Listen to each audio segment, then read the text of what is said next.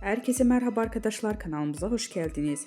Barış Arduç'tan Qübsə Özay'a romantik doğum günü kutlaması. Ünlü oyuncu Barış Arduç, eşi Qübsə Özay'ın 41. doğum günü sosyal medya üzerinde romantik bir paylaşım yaparak kutladı. Çiftin bu özel anı takipçileri tarafından büyük ilgiyle karşılandı.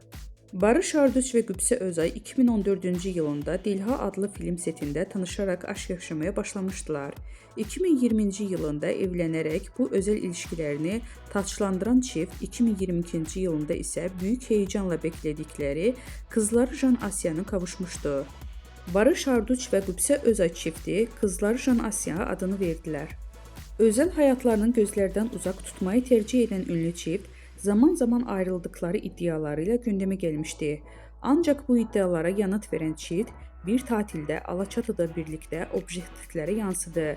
Denizde birlikte giren ikili kendilerini görüntüleyen gazetecilere el sallayarak samimi bir şekilde selam verdi.